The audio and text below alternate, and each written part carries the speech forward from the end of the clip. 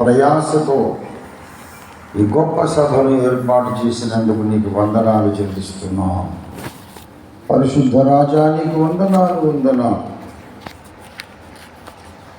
ఈ యొక్క 29 సంవత్సరాలు మీరు అనుగ్రహించిన కాపుదల, భద్రత, క్షేమము, సమయోచిత సహాయము, పోషణ, అంతకంతకు మాకు అనుగ్రహించిన ఆధ్యాత్మిక అభివృద్ధి, ఎప్పటికప్పుడు రిక్తహస్తులమైన మాకు మీరు అందించిన ఆర్థిక సహాయం, ఏది చేతకాని మా ద్వారా మీరు చేయించిన గొప్ప గొప్ప కార్యాలు అన్నిటి కొరకు మేము స్తుతించడానికి ఇక్కడ కూడుకున్నాం తండ్రి. మిమ్మల్ని స్తుతించడానికి బద్ధులమై ఉన్నాం, ఇష్టపడుతున్నాం. యెహోవాను స్తుతించుట మనోహరము, అది మంచిది, అది ఒప్పిదము, స్తోత్రము చేయుట ఒప్పిదము అని మీ వాక్యం సెలవిస్తోంది. అదే అనుభూతి మాకును ఉంది కనుక స్తుతించకపోవడం అది తప్పిదము అని భావించి, ఏది ఏమైనా మేము తప్పకుండా సమావేశము కావాలి, సమకూడాలి, ఒక చోట ఏకము కావాలి, నిన్ను స్తుతించి ఆరాధించి నిన్ను ఘనపరచాలి అని ఆశించి వచ్చిన మమ్ములను ఇప్పుడు మీరు దర్శించండి, నాతో మాట్లాడండి. మా స్తుతి ఆరాధన మీరు స్వీకరించండి. మా స్తుతుల మీద ఆశీనుడవై దిగివచ్చి మాతో మాట్లాడండి. మమ్మల్ని అందరినీ ఆశీర్వదించండి. ఈ సభ ఇలాగూ నిర్వహించబడడానికి కారకులై సహాయకులైన సహకారులైన బిడ్డలందరినీ కూడా ఇహమందు పరమందు నూరంతలు, వెయ్యంతలు, లక్ష రెట్లు అధికముగా ఐశ్వర్యవంతులుగా, ధన్యులుగా చేయమని ప్రార్థన చేస్తున్నాము. ప్రభువు మా అందరితో మాట్లాడండి, మీ వాక్యం పంపించండి. నీ సమాజముతోనూ, మానవ సమాజముతో, సాధారణ మానవ సమాజంతో, వారిలో నుండి వేరు చేయబడిన దేవుని సమాజంతోనూ ఈ సమయంలో మీరు మాట్లాడమని మీ దాసుడు బలహీనుడు కనుక మీ ఆత్మ బలమును మీ దాసుడికి ధరింపజేసి, మీ శిరోచాటును మరుగు చేసి, మీ రక్తమును ప్రోక్షించి, మీ చేతి నీడలో మీ దాసుడు కప్పిరించి మా అందరితో మాట్లాడమని యేసు పరిశుద్ధ నామంలో స్తుతించి ప్రార్థిస్తున్నాం తండ్రి, ఆమేన్. ప్రభునందు నా అత్యంత ప్రియులారా,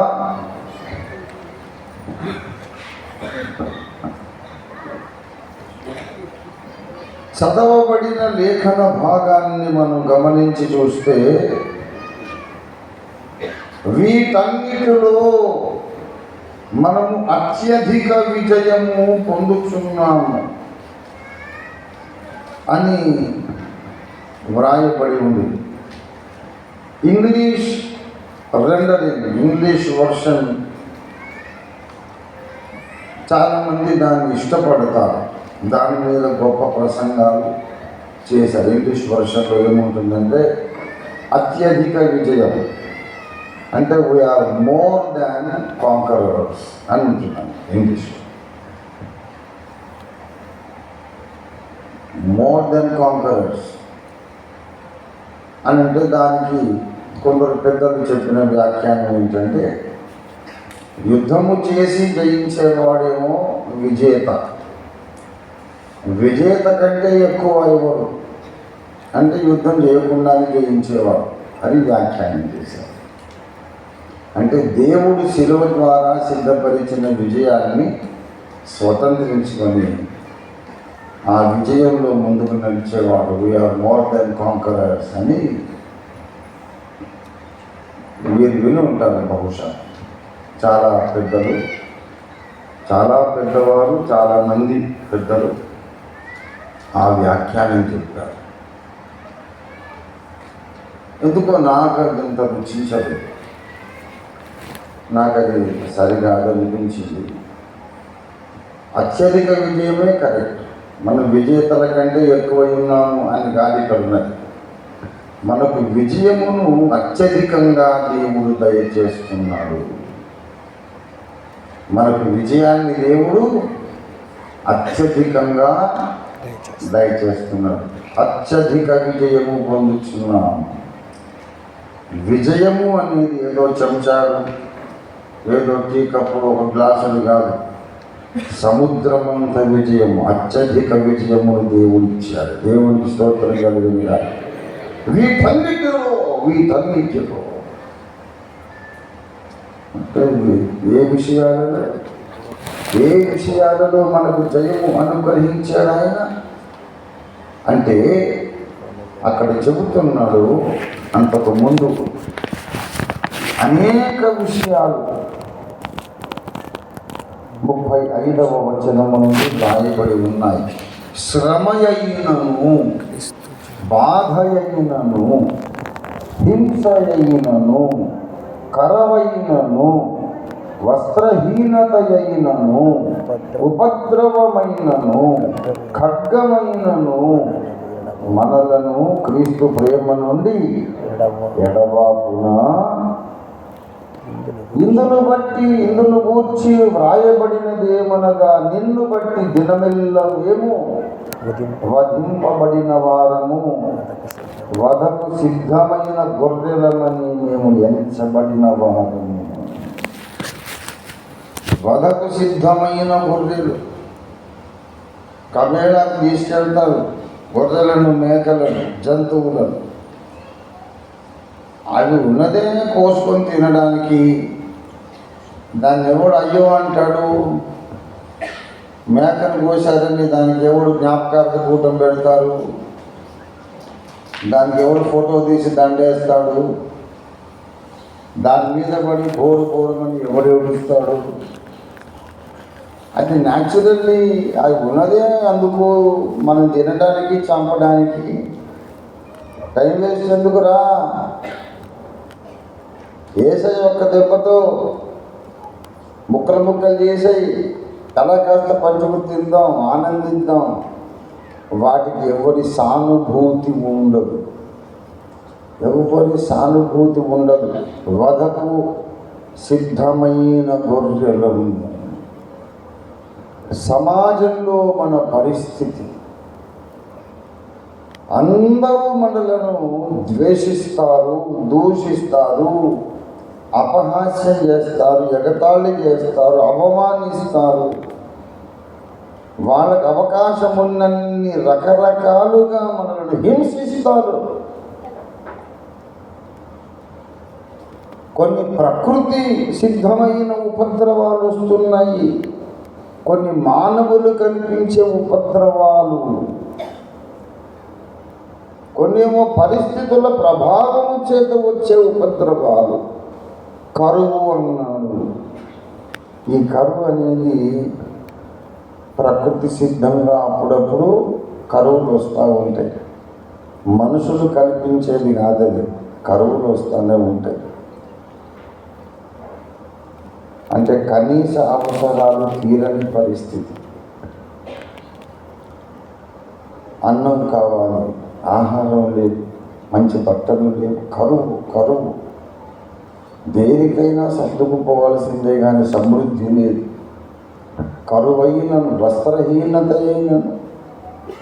మనిషికి ఏం కావాలి? రోటీ, కపడా ఔర్ మకాన్. కూడు, ఒళ్ళు కప్పుకోవడానికి గుడ్డ, నివసించడానికి గూడు. ఈ మూడు లేవట. నిలవరమైన నివాసము లేదు. పస్తులు ఉంటున్నాం. జాగరణములు, వస్త్రహీనత. ఇంతేకాదు ఖడ్గము అన్నాడు. ఖడ్గము అనేది ప్రకృతి సిద్ధంగా రాదు, మనల్ని ద్వేషించే సమాజము నుండి వస్తుంది. సమాజం మన మీద కత్తి కట్టింది. ప్రభుత్వాలు, అధికారులు, మనకన్నా బలవంతులైన వారు మన మీద కత్తి లేపారు, చంపేసేయంరా వాడిని. గ్రాహం స్టెయిన్ గారిని చంపేశారు. మనమున్న పగడాల ప్రవీణ్ గారిని చంపేశారు. కేసు లేదు. ఇవి చెప్పుకుంటూ పోతే ఈ సభకు ఈ అరాచకాలు, దుర్మార్గాలు, దుష్కృత్యాల లిస్టే సరిపోతుంది. ఇంకా ఏం ప్రసంగం లేదు.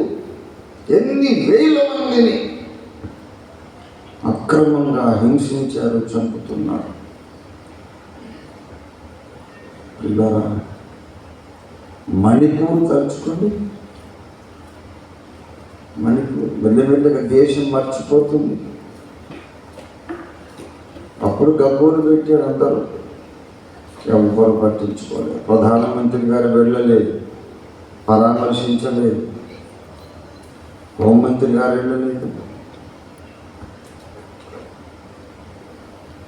మణిపూర్ ముఖ్యమంత్రి గారు ఏమన్నారంటే, క్రైస్తవులు ఈ మధ్య మిలిటెంట్గా తయారవుతున్నారు, వాళ్ళని ఉక్కు పాదంతో తొక్కి పారేస్తారు అని మాట్లాడుతున్నారు. క్రైస్తవుల మీద దౌర్జన్యాలు చేసి, వందల మందిని చంపేసి, మానభంగాలు చేసి, వాళ్ళ ఇళ్ళు తగలబెట్టి, వందల ఇళ్ళు తగలబెట్టి, వాళ్ళని అడవుల్లోకి తోలేసి, వాళ్ళ ఇళ్ళు వాకిళ్ళు లేక, అన్న వస్త్రాలు లేక వాళ్ళు అల్లాడిపోతుంటే క్రైస్తవులు మిలిటెంట్లు అయిపోయారు అంటారు. రాష్ట్ర ముఖ్యమంత్రి గారు బీరేల్ సింగ్ గారు సానుభూతి లేదు. ఏంటంటే ఇది మానవత్వం? మమ్మల్ని ఇలాగ మీరు హింసిస్తున్నారు, ఇలా చంపుతున్నారు, ఇలా మానభంగాలు చేయమని ఏ దేవుడు చెప్పాడు? ఏ మత గ్రంథంలో రాయబడింది? ఇది ధర్మం అంటే బాగా జరిగింది రా, మీకు అలాగే జరగాలి, అలాగే జరగాలి. ఎవరు నమ్మమన్నాడు? ఆ విదేశీ దేవుడిని ఎవరు నమ్మమన్నాడు అని కక్ష పెట్టుకొని సమాజంలోని ఒక వర్గం విషనాగులలాగా తయారయ్యారు. మన మీద పగబట్టారు. అవకాశం ఉన్నంత వరకు దైవ సేవకులను కొట్టండి, హింసించండి అని నూరిపోస్తున్నారు నాయకులే. దేశ నాయకులనే నడిపించే నాయకులు, దేశ నాయకులు కాదు, వాళ్ళ వెనుక ఉన్నటువంటి అదృశ్య నాయకులు. వాళ్ళెవరో, వాళ్ళ ముఖాలు తెలియదు, వాళ్ళ పేర్లు మనకి తెలియదు, ఎప్పుడు బయటకు రాదు, ఎప్పుడు సీక్రెట్గా ఉంటారు. వాళ్ళు అట్లాంటి మూకను తయారు చేస్తున్నారు. ఇంటర్నెట్లో క్రైస్తవులను అవమానించండి, వాళ్ళ దేవుణ్ణి అవమానించండి, వాళ్ళ గ్రంథాన్ని అవమానించండి, చెడ్డ చెడ్డ మాటలు రాయండి, విమర్శించండి, అవహేళన చేయండి, వాళ్ళ హృదయాన్ని గాయపరచండి, వాళ్ళకు రోషం పుట్టి వాళ్ళు కూడా మనం దాడి చేసేటట్టు వేయండి. అప్పుడు నా మీదకి వచ్చావు కానీ నేను కొట్టాలని అప్పుడు కొట్టవచ్చు. మరి ఇలాగా వ్యూహాత్మకంగా మన మీద ఇంటర్నెట్లో అవమానకరమైన వీడియోస్ అప్లోడ్ చేయడానికి ఒక ఐటీ సెల్ ఉన్నది. ఐటీ సెల్ ఉంది. అందులో క్రైస్తవులను దూషించి వీడియోలు అప్లోడ్ చేసినందుకు వాళ్ళకి నెలకు 50,000 నుండి 1,00,000 రూపాయల వరకు జీతాలు ఇస్తారు. ఎంతమంది వస్తారో రండి, ఎంతమంది వస్తారో రండి. రెండో పని లేదు. యేసు ప్రభువుని అవమానించాలి, బైబిల్ని అవమానించాలి, నెల తిరిగేసరికి 1,00,000 రూపాయలు జీతం తీసుకోవాలి. వాడు అదే పని మీద ఉంటాడు. ఎదురు ప్రశ్నలు మనం అడిగితే సమాధానం ఉండదు. ప్రశ్నలు ఇష్టం మాకు అక్కర్లేదు, యథార్థత లేదు, సత్యము లేదు, న్యాయము లేదు. మీ మీద బురద చల్లినందుకు మాకు నెలకు 1,00,000 రూపాయలు ఇస్తున్నారండి. బురద చల్లకేం చేస్తాం? ఇలాగా సమాజం తయారైపోయింది. కవేళకి తీసుకెళ్ళేటటువంటి జంతువుల మీద ఎలాగ సానుభూతి ఉండదో ఇవాళ క్రైస్తవుల పరిస్థితి అలాగైపోయింది. మణిపూర్లో అంత దారుణమైన సంఘటనలు జరిగితే ఆడపిల్లలను నగ్నంగా ఊరేగించి అవమానిస్తే దేశ నాయకుడు సారీ చెప్పలేదు, వెళ్ళలేదు, ఓదార్చలేదు, నేరస్తులను శిక్షించలేదు, ఎవరికి శిక్ష పడలేదు. మెల్లిమెల్లిగా దేశం మర్చిపోతారు. వేరే వేరే ఇష్యూస్ వచ్చేసాయి. ఎంతసేపు మాట్లాడతారు, అది వాళ్ళ ధీమా. ప్రజలకు మతిమరుపు ఎక్కువలేండి. ఒక 6 నెలలు మాట్లాడకుండా ఉంటే వాళ్ళే మర్చిపోతారు. ప్రజలకంత జ్ఞాపక శక్తి ఉండదు అనేది నాయకులకు ఉన్నటువంటి ధీమా. ఈవేళ ఖడ్గము అనేది మనం చూస్తున్నాం. ఖడ్గం అంటే మన మీద పరబట్టిన శత్రువులు మన మీద లేపినటువంటి ఖడ్గం. అది ప్రకృతి సహజంగా రాదు, మనుషుల ద్వారా వస్తుంది. మనల్ని ద్వేషించే మనుషులు. మొదటి శతాబ్దం నుండి ఉంది సుమా. ఈ ఖడ్గం అనేది దేవుని సంఘాన్ని వెంటాడుతూ ఉంది. అపొస్తలుల కార్యాలు మీకు తెలిసిన వచనమే 8వ అధ్యాయం 1వ వచనంలో, ఆ కాలమందు యెరూషలేములోని సంఘమునకు గొప్ప ఏం కలిగెను? హింస. మొదటి శతాబ్దము నుండే ఈ ఖడ్గము వెంటాడుతూ ఉంది. అపొస్తలుల కార్యాలు 12:1 చదవండి దయచేసి. దాదాపు అదే కాలం ముందు రాజైన హేరోదు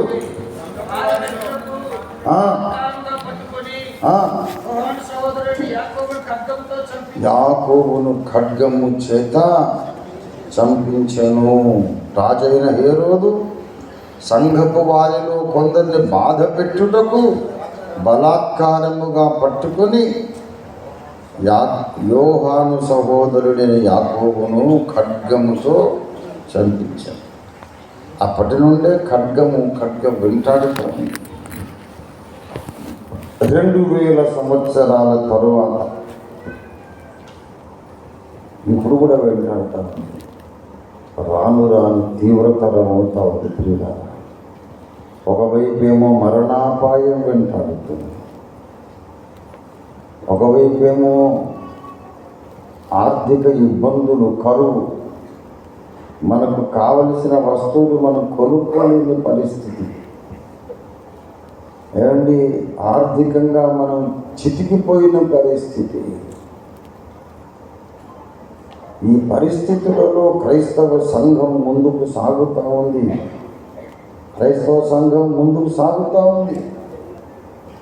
కరువులో, వస్త్రహీనతలో, ఉపద్రవములో ఖడ్గము వెంటాడుచుండగా మరణాపాయము మధ్యలో క్రైస్తవ సంఘం వెంటాడుతుంది. అంతేకాదు, మనము ఈ లోకము చేత ఎగతాళి చేయబడుతున్నాం, అవమానించబడుతున్నాం. నా నిమిత్తము జనులు మిమ్మును నిందించి, హింసించి, అబద్ధముగా చెడ్డ మాటలెల్లా పలుకున్నప్పుడు. మత్తయి సువార్త 5:11 చదవండి దయచేసి. మత్తయి సువార్త. నా నిమిత్తము జనులు మిమ్మును నిందించి, హింసించి,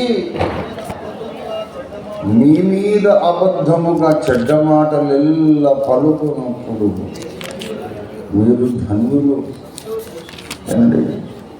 మీరు సకల జనముల చేత ద్వేషించబడతారు, అబద్ధముగా నిందించబడతారు, దూషించబడతారు, ఒకరినొకరు అప్పగించి చంపించబడతారు. ప్రియులారా, ఎలా ఉందండి ఈ దృశ్యం? ఎలా ఉంది?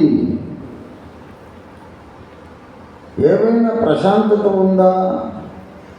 నాకేం పర్వాలేదు అనే ధీమా ఉందా?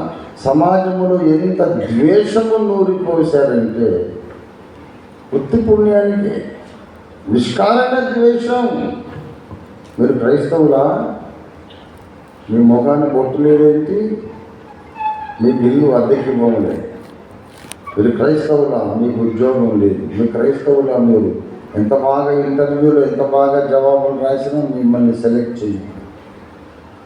క్రీడారంగంలో, కళారంగంలో, ప్రభుత్వ ఉద్యోగాలలో అణిచివేత అణిచివేత అణిచివేత అణిచివేత.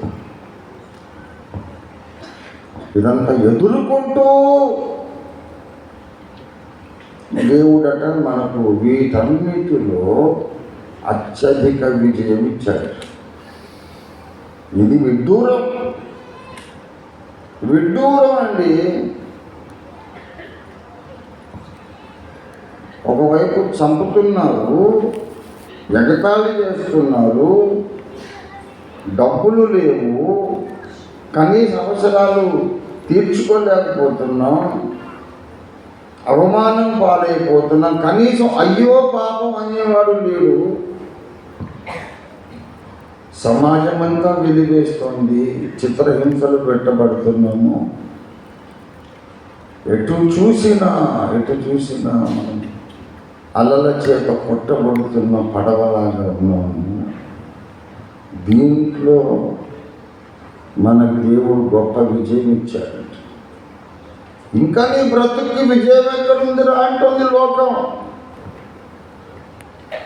ఇంకా విజయం ఎక్కడుంది? మా దేవతలందరూ నిజమైన దేవుళ్ళు కాదు.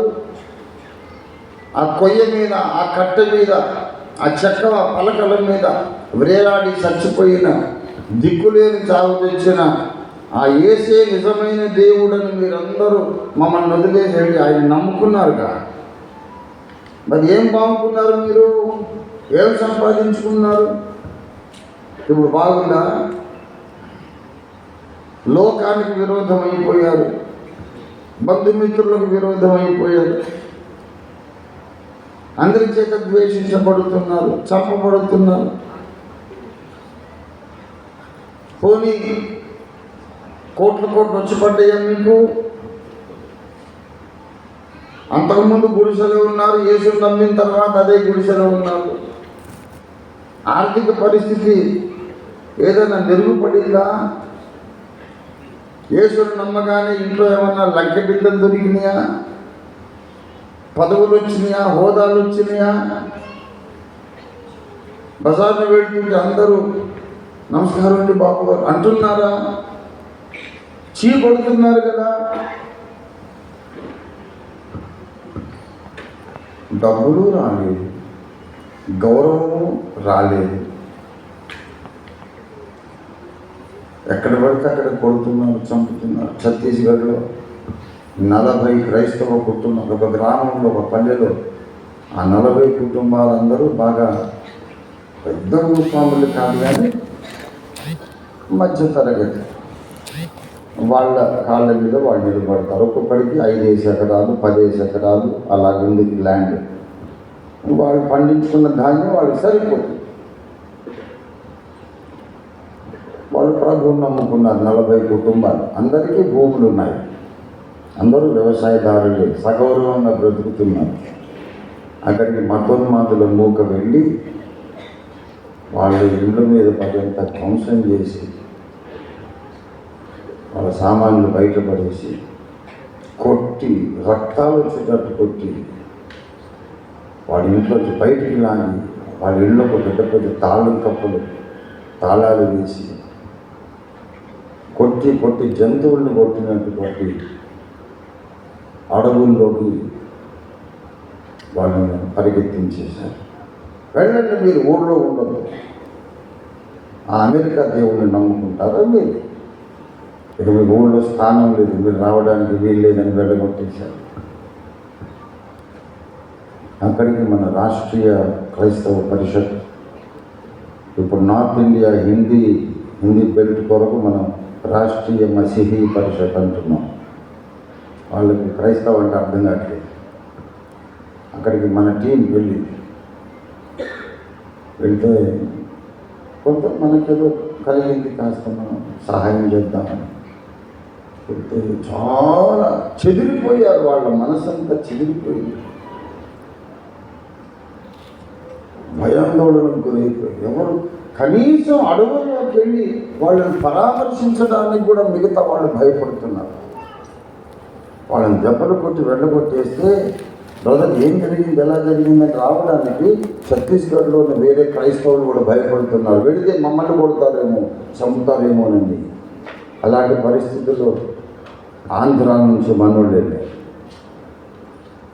వెళ్ళి పరామర్శిస్తే ఏడ్చారు. కొంచెం బియ్యం పంపించారు. ఏదో పరిస్థితులు మళ్ళీ సర్దుకునేదాకా తింటారు, వండుకుంటారు. బియ్యం ఇస్తా అన్నారు. సార్ మీరు బియ్యం ఇచ్చారండి, కానీ ఎందులో వండుకోవాలండి, మాకు గిన్నెలు కూడా లేవండి. ఏమీ లేదు, వట్టి చేతులతో మా గిన్నెలు, మా ఇంట్లో ఉన్న సామాన్, ఫర్నిచర్ అంతా దోచుకోండి. వట్టి చేతులతో కట్టుబట్టలతో మమ్మల్ని పంపించేశారు. చదివేస్తుంది అడవుల్లో, కప్పుకోవటానికి దుప్పట్లు లేవు, వృద్ధులు ఉన్నారు, పిల్లల్ని అప్పుడే కన్నటువంటి బాలింతలు ఉన్నారు, పసిపోనులు ఉన్నారు. ఆకలేస్తుంది, మీరు బియ్యం ఇచ్చారు బాగానే ఉంది, ఎలా వండుకోవాలండి, గిన్నెలు లేవని. మళ్ళీ మనం కొన్ని గిన్నెలు కూడా కొనిచ్చాం, కొన్ని దుప్పట్లు కూడా కొనిచ్చాం. వాళ్ళ కష్టాలన్నీ తీర్చామని చెప్పట్లే. ఏం చేయగలము, ఎంత చేయగలము అంత చేసాం. తర్వాత కలెక్టర్ దగ్గరికి వెళ్ళాము. మనం కలెక్టర్ దగ్గరికి వెళ్ళి మెమోరాండం ఇచ్చి, అక్కడ ఎస్పీ గారి దగ్గరికి వెళ్ళి ఆ ఊర్లో ఒక పోలీస్ అవుట్ పోస్ట్ పెట్టమని ఒత్తిడి చేసి, ఐపీబీపీ ద్వారా ఒత్తిడి చేసి పోలీస్ సహాయంతో మళ్ళీ వాళ్ళని ఓడ్లు తీసుకొచ్చి ఆ తాళాల బద్దలు కొట్టి, ఎవరింట్లో వాళ్ళు ఉండండి, ఇప్పుడు ఎవడు రాడు, ఎవడు వస్తాడు చూస్తాం, వస్తే మేమందరం వస్తాం మేమని చెప్పి వాళ్ళను మళ్ళీ ఇళ్లలో ఉండే ఏర్పాట్లు చేసి, ఇలాగా ఎన్ని అకృత్యాలు జరుగుతున్నాయో చెప్పలేదు. అయ్యో అనే సానుభూతి లేదు. ఒక క్రిస్టియన్ షాపుకి వెళ్తే వాడికి ఏమి అమ్మకండి అని రూల్ పెట్టారు ఛత్తీస్గఢ్. ముఖాన బొట్టు ఉంటేనే వాడికి ఏదైనా అమ్మండి. ఆ ముఖాన బొట్టు లేని వాడు దుకాణం పెట్టుకుంటే మీరు వెళ్ళి కొనకండి అని వెలివేశారు. ఇలాంటి పరిస్థితులన్నీ ఆదిమ శతాబ్దం నుండే ఉన్నాయి. ఇలా జర్మనీలో, రష్యాలో, పోలండ్లో, చైనాలో, రోమన్ సామ్రాజ్య కాలంలో, ఇప్పుడు అరబ్ దేశాలలో ఎన్ని లక్షల మంది హతసాక్షులైపోతున్నారు. ఖడ్గము వెంటాడుతుంది. చరిత్ర, వాస్తవ చరిత్ర చెప్తున్నాను. ఇంత కష్టపడ్డాము, డబ్బులు రాలేదు, ఎక్కడ వేసిన బొమ్మలు ఎక్కడ ఉన్న మన ఆర్థిక పరిస్థితి ఏమి అభివృద్ధి కాలేదు. అయినా పౌలు అంటున్నాడు, వీటన్నిటిలో మనము అత్యధిక విజయము. ఏమిటి విజయం బాబు? అందరూ పట్టుకొని తన్నడం ఆ విజయం. మీకు సొంత ఇల్లు లేకపోవడం ఆ విజయం, అద్దె ఇల్లు కూడా దొరక్కపోవడం ఆ విజయం. ఏది విజయం అని లోకం అడుగుతుంది. మొన్న ఒక ఆవిడి, ఒక మతం మాది ఒక సోదరి, ఒక ఆమె సోషల్ మీడియాలో వీడియో అప్లోడ్ చేసింది. మమ్మల్ని కాదని వెళ్ళిపోయి ఆ దేవుడిని నమ్ముకున్నారు కదరా, ఏం సాధించారు మీరు, ఏమి సంపాదించుకున్నారు, కష్టాలు పడుతున్నారు కదరా, ఎందుకు వెళ్ళిపోయారు అని ఎగతాళి చేసుకోండి. విచిత్రం ఏంటంటే, ఒకవైపేమో మీకు కోట్ల డబ్బులు వచ్చి డబ్బులు కాశపడిపోయారు ఆ మతంలోకి అని వాళ్ళే అంటారు. ఆ మతంలో పోయి ఏమొచ్చిందిరా మీకు అని వాళ్ళే అంటారు. ఇది వాళ్ళ బ్రాండ్ స్పెషల్, వాళ్ళ మార్కు 2 నాలుకల విధానం. ఆ మతంలో పోయి మీరు ఏం సంపాదించలేదు, బాగుపడలేదు అని ఎగతాళి చేసేది వాళ్ళే. డబ్బులు వస్తాయని పోయారు మీరు అనేది కూడా వాళ్ళే.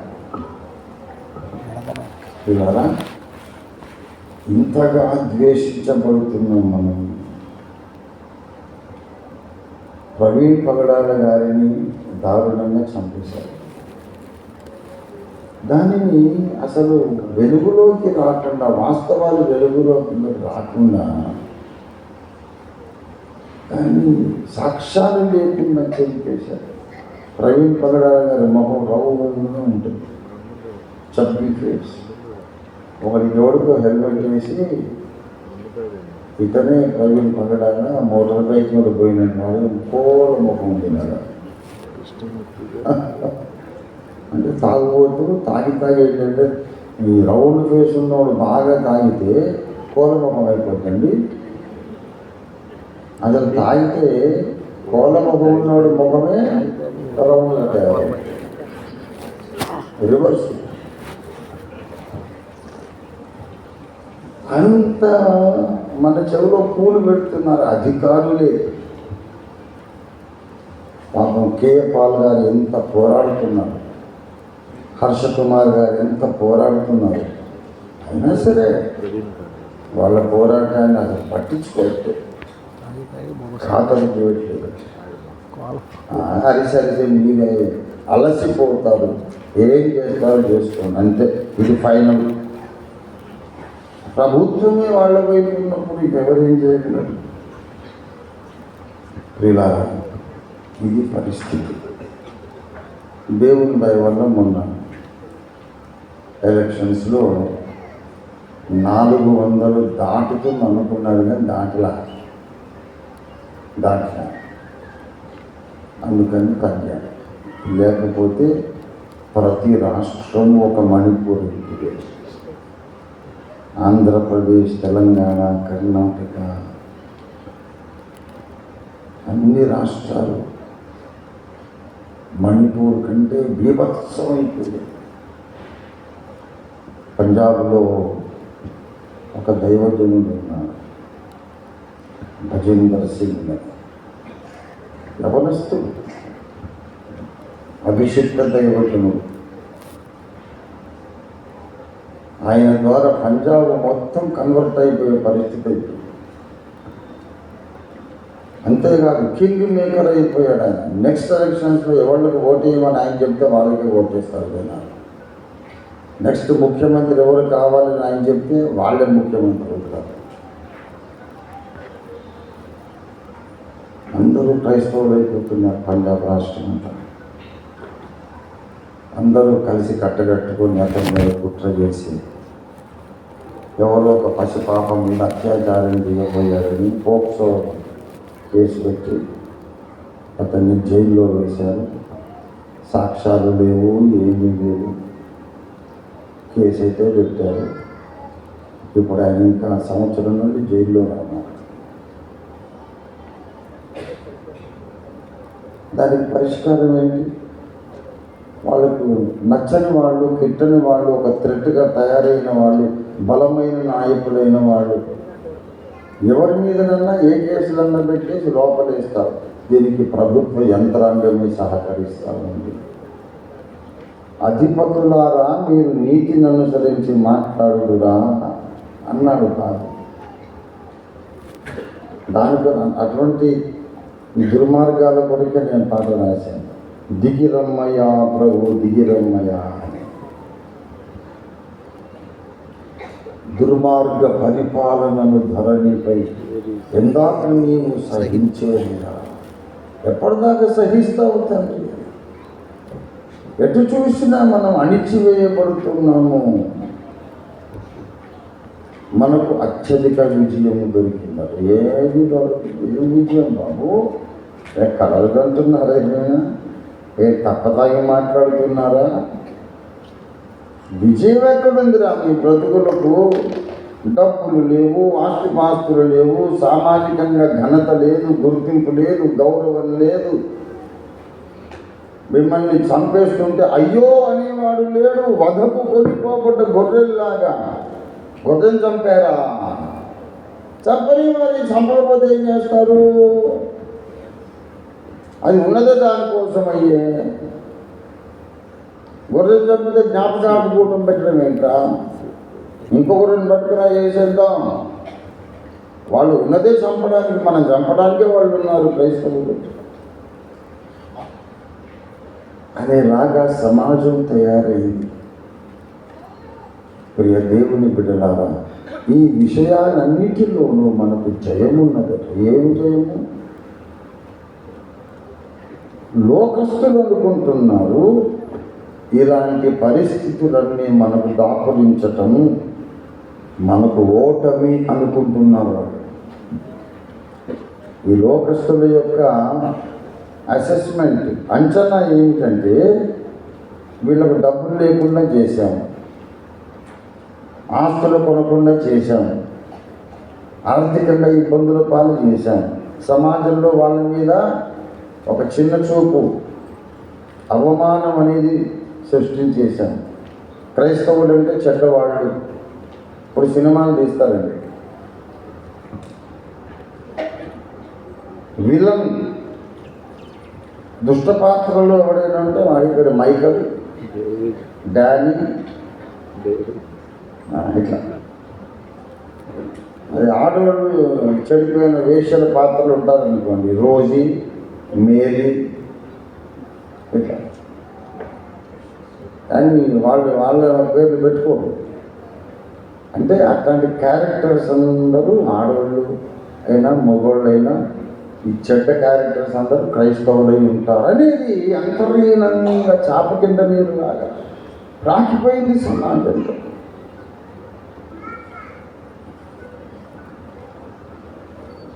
మరి మనకి ఇంకా జయం ఎక్కడుంది? క్రైస్తవ సమాజం ఓడిపోయింది అని సాధారణ మానవ సమాజం సంకట బుద్ధితోనే డాన్స్ చేస్తున్నారు. క్రైస్తవ సమాజాన్ని మేము అన్ని విధాల కొంగదీసేసాము, అన్ని విధాల బలహీనపరిచేసాం, ఓడించేశాము. సమాజంతో పెట్టుకుంటారా మీరు? మెజారిటీ మేమైతే మాతో పెట్టుకుంటారా మీరు? అయిపోయిందిరా మీ పని, మీరు ఓడిపోయారు అని విర్రవేగుతున్నారు మన శత్రువులు, సత్య విరోధులు. పౌలు అంటాడు, మేమేం ఓడిపోలే, మాకు విజయం దొరికింది. విజయమే కాదు, మామూలు విజయం కాదు, చెంచాడు విజయం కాదు, అత్యధిక విజయం. దేవునికి స్తోత్రం. ఏది విజయం? ఈ పత్రిక మొదట్లో ఒక మాట అంటాడు పౌలు భక్తుడు. రోమా పత్రిక దయచేసి మొదటి అధ్యాయంలోనికి రండి. రోమా పత్రిక మొదటి అధ్యాయము 16వ వచనం. సువార్తను గూర్చి నేను సిగ్గుపడువాడను కాను. ఏమండి? క్రైస్తవుని యొక్క తీర్మానం అది. సువార్తను గూర్చి సిగ్గుపడువాడను కాదు అని ఎందుకు అంటున్నాడు అంటే చాలామంది సిగ్గుపడే పరిస్థితులు వచ్చినాయి. సువార్త చెప్పినా, సువార్త నమ్మినా సమాజంలో ఫలం ఉండదు, సుఖం ఉండదు, లాభం ఉండదు, ఆదాయం ఉండదు, అభివృద్ధి ఉండదు అని చాలామంది సువార్తను బట్టి సిగ్గుపడుతున్నారు. పౌలు అంటున్నాడు, సువార్తను గూర్చి నేను సిగ్గుపడువాడను. ఆ పట్టుదలతో బయలుదేరినటువంటి సంఘానికి ఇన్ని కష్టాలు వచ్చినాయి. ఇన్ని కష్టాలు వచ్చిన తరువాత కూడా మనము సువార్తను ప్రకటించుట మానలేదు, ఇది మనకు సముద్రమంత విజయం. దేవునికి స్తోత్రం కలుగును గాక. ఇది మనకు అత్యధిక విజయం. దేవునికి స్తోత్రం. ఇంతకు ముందు మనము అపొస్తలుల కార్యాలు 8వ అధ్యాయంలో మనము చూసాం కదా. మళ్ళీ ఒకసారి చూద్దాం. మొదటి వచనం, ఆ కాలమందు యెరూషలేములోని సంఘమునకు గొప్ప హింస, మామూలు హింస కాదు, పరపర కోసి ఊచకోత కోసి మారేశారు వేలాది మందిని. గొప్ప హింస కలిగింది. అందరూ చెదరిపోయినారు. యూదయ సమరయ దేశములంతటా చెదిరిపోయారు.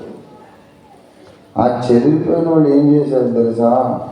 4 కాబట్టి చెదరిపోయిన వారు అధిక సువార్త వాక్యమును ప్రకటించుచు సంచరించారు.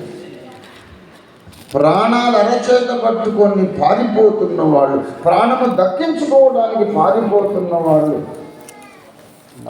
మరణం తప్పించుకోవాలని బిక్కుమంటూ పారిపోతున్న వాళ్ళు సువార్త చెబుతూ సంచారం చేశారు. సువార్త నమ్మిన వాళ్ళను వెళ్ళగొట్టేశామని వాళ్ళు అనుకుంటున్నారు. వెళ్ళగొట్టలేదు. నా పిచ్చిమోహమా, ఉన్న చోటనే ఉండకండి, ఇంకా ఎక్కువ మందికి సువార్త చెప్పమని మమ్మల్ని పంపించారు. మీరు కష్టాలు పెట్టకపోతే ఎవరింట్లో వాళ్ళు ఉండేవాళ్ళు. ఇప్పుడు ఒక్కొక్కడు ఒక్క ఊరికి వెళ్ళిపోయి సువార్తికుడు అయిపోయాడు. ఒక్క ఊర్లోనే క్రైస్తవులు ఉండే బదులు ఇప్పుడు 100 ఊళ్ళలో క్రైస్తవులను తయారు చేశాము. ఇది మనకు సముద్రమంత విజయం. దేవునికి స్తోత్రం కలుగును గాక. దేవుని కార్యాలు ఇలాగే ఉంటాయి. ఓటమిలాగా కనిపిస్తుంది పరిస్థితి, కానీ అది ఓటమి కాదు, అది ఘన విజయం. దీనికి అద్భుతమైన తార్కాణం యేసునాథుని శిలువ మరణం. వీళ్ళందరూ ఏమంటున్నారు? దిక్కులేని చావు తెచ్చాడు, తను తానే కాపాడుకోలేకపోయాడు, కుక్కలు కొట్టినట్టు కొట్టారు, ఆయనే దేవుడు, ఆయనే రక్షకుడు అంటున్నారు మతోన్మాదులు. సోషల్ మీడియా నిండా యేసు ప్రభువును గురించిన దూషణ నడుస్తాడు. ఆయన మనల్ని ఏమి రక్షిస్తాడు? అంత భయంకరంగా దారుణంగా కొడుతూ ఉంటే తను తానే రక్షించుకోలేకపోయాడు, ఓడిపోయాడు అనుకుంటున్నారు. యేసు ప్రభు శిలువ మరణమును మాత్రమే చూస్తే దేవుని రాజ్యం వచ్చిందన్నాడు. నేనే దేవుని దగ్గరికి మిమ్మల్ని తీసుకెళ్ళే మార్గాన్ని నేనే అన్నాడు. కానీ ఇంత దారుణంగా చచ్చిపోయాడు. అయ్యో పాపం అని అనిపిస్తుంది. కానీ హెబ్రీ పత్రిక 2వ అధ్యాయము 14వ వచనం చూడండి దయచేసి. హెబ్రీ పత్రిక 2. కాబట్టి ఆ పిల్లలు రక్త మాంసములు గలవారైనందున ఆ ప్రకారమే మరణము యొక్క బలము గలవానిని అనగా అపవాదిని మరణము ద్వారా నశింపజేయుటకు జీవితకాలమంతయు మరణ భయము చేత దాస్యమును లోబడిన వారిని విడిపించుటకు ఆయన కూడా రక్తమాంసములలో పాలుగారాయను. మరణము యొక్క బలము గలవానిని అనగా అపవాదిని మరణము ద్వారా నశింపజేయుటకు. యేసు శిలువ మరణము ఇటుపక్క నుండి మాత్రమే చూస్తే అది ఓటమిలాగా కనపడుతుంది. సాతాను అతిపెద్ద బుద్ధిహీనుడు, the greatest fool, idiot and stupid. వాడు అపవాది యేసును అప్పగించవలెనని ఇస్కరియోతు హృదయములో ఆలోచన పుట్టించి ఉండండి, తలంపు పుట్టించారు. నీ గురువుని అప్పగించేసే సిలువకని సైతానే తలంపు పుట్టించాడట. వాడు అప్పగించాడు. సైతానే తలంపు పుట్టించాడు, వాడేమో అప్పగించేశాడు. యేసు ప్రభు శిలువ మీద చచ్చిపోయాడు. కానీ చచ్చిపోతూ ఏం చేశాడంటే మరణము యొక్క బలము కలిగిన సాతానును నశింపజేశాడట. యేసు శిలువ మరణానికే గొప్ప మరణమైంది. యేసు శిలువ మరణము తెచ్చిపెట్టిన సాతానుకే నాశనమైంది, గొప్ప నాశనం అయిపోయింది. యేసు ఓడిపోయాడా, గెలిచాడా? యేసును ఏదో చేద్దామనుకొని వీడు తన కొమ్మ తానే నరుక్కున్నాడు. స్టూపిడ్ ఫెలో సైతాను. దేవుని కార్యాలు అలాగే ఉంటాయి. దేవుని కార్యాలు ఎలా ఉంటాయి అంటే ఓడిపోయినట్టుగా కనబడుతూ మనం విశ్వాన్ని జయించేస్తాం. అలాగే దేవుడు మనల్ని నడిపిస్తాడు. దేవుని స్తోత్రం కలిగిన హల్లెలూయా. The end will be always glorious. Amen. చాలా కష్టాలు గుండా ప్రయాణిస్తాం. కరువులు, ఉపద్రవాలు, ఖడ్గము, హింసలు, అవమానాలు, అవహేళనలు, దీని గుండా ప్రయాణిస్తూ ఉంటాం. విజయము ఎక్కడ అంటే ఎన్ని పరిస్థితులు వికటించినా, ప్రతికూలించినా, ఎదురొచ్చినా, ఎన్ని ఆటంకాలు ఎదురైనా మనము నమ్మిన సువార్తను మనం పైకెత్తి పట్టాము. ఆ సువార్త విషయంలో రాజీ పడకపోవడమే మన విజయం. దేవునికి స్తోత్రం కలుగునుగాక. కారణం ఏమిటంటే అసలు సువార్తను నువ్వు వదిలేయడం కొరకే. సువార్తను నీవు వదిలేసేటట్టు నిన్ను బలవంతం చేయడానికే దుష్టుడు ఈ కష్టాలను తెచ్చిపెట్టాడు.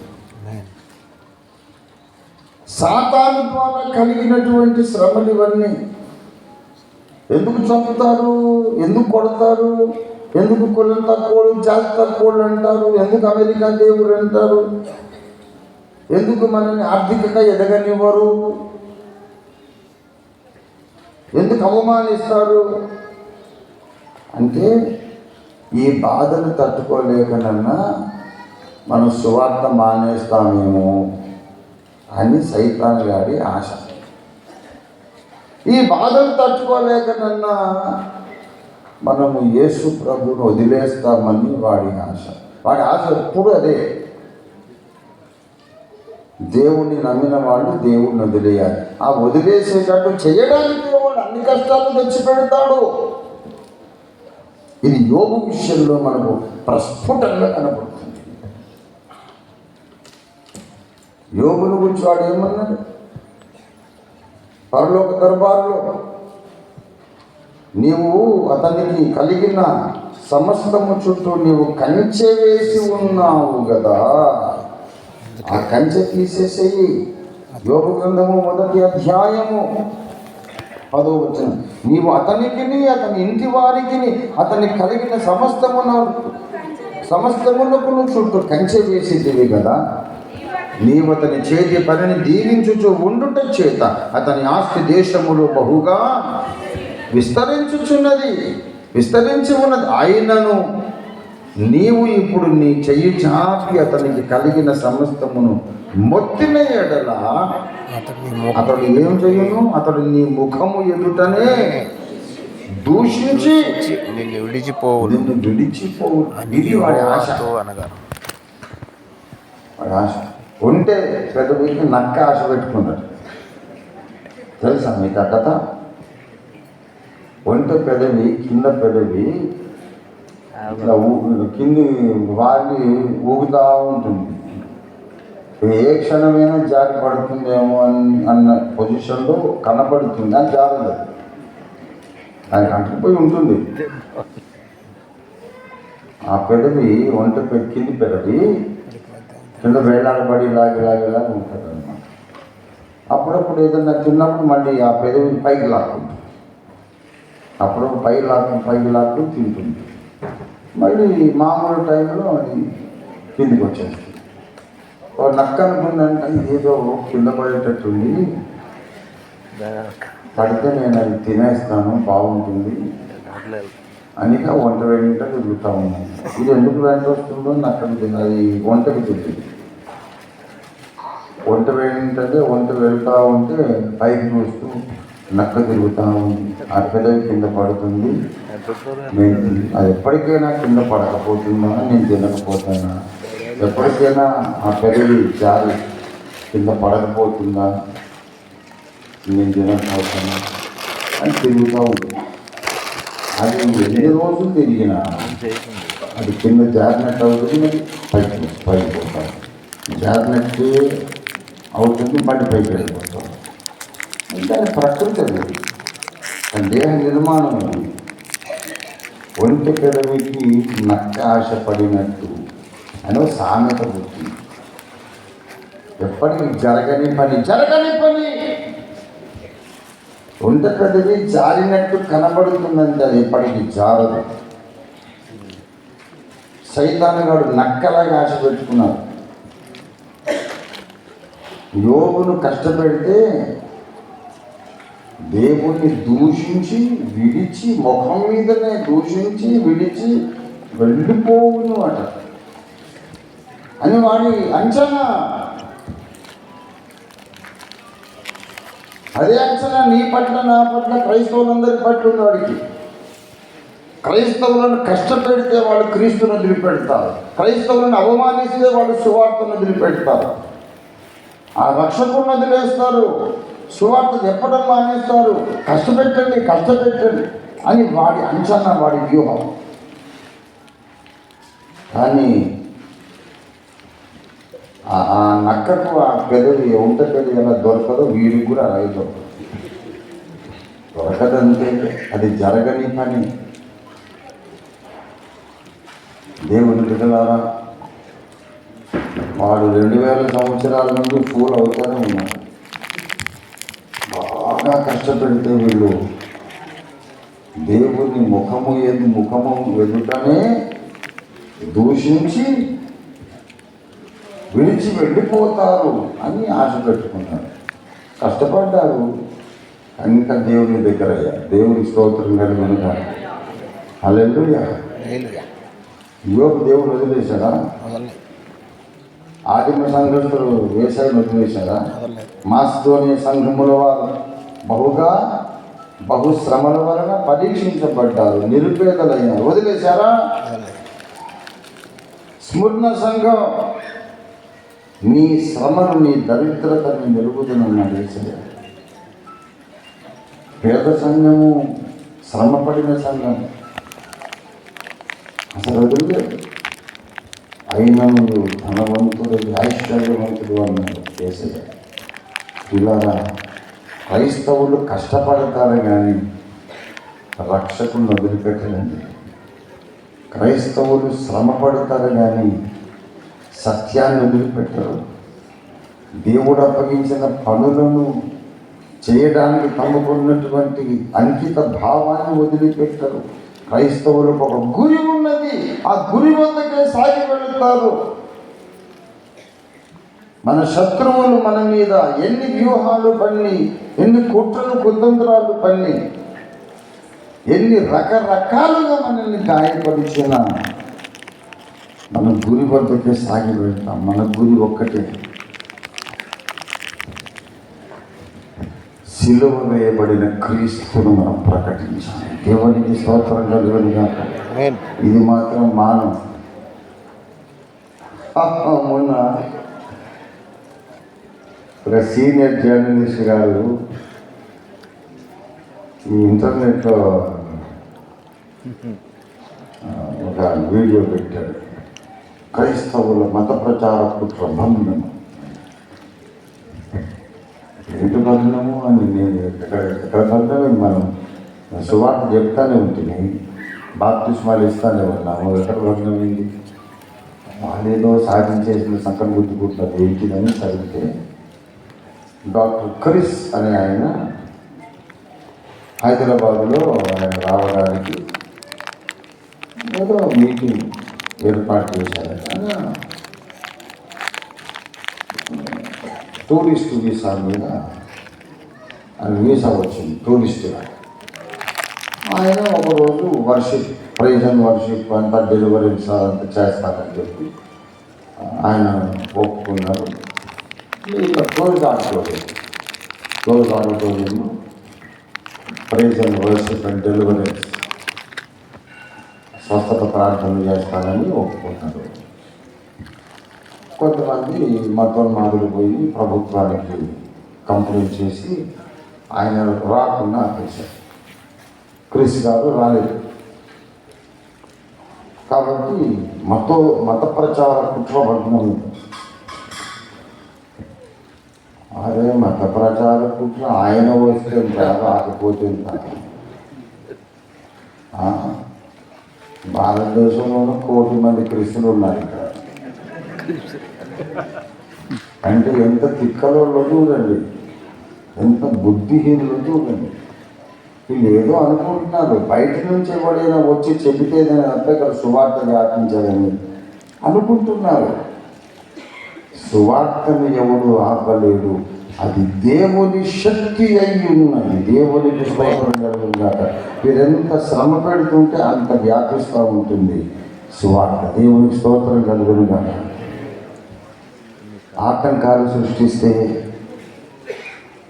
శ్రమ పెడితే, కష్టపెడితే సువార్త వ్యాపించగలుగుతున్నారు. ఇప్పుడు ప్రాఫెట్ భజిందర్ సింగ్ని పంజాబ్లో జైల్లో పెడితే క్రైస్తవులందరూ కన్వర్ట్ అయ్యి మళ్ళీ వెనక్కి వెళ్ళిపోయారా? వెళ్ళిపోరు. ఆయన జైల్లో ఉండి ప్రార్థన చేస్తున్నాడు. జైల్లో ఖైదీలందరూ క్రైస్తవులు ఉంటున్నారు. దేవుడి స్తోత్రం. అందుకే సైతాన్ వాడు పెద్ద హౌలా అడగని చెప్తున్నాడు. Stupid fellow.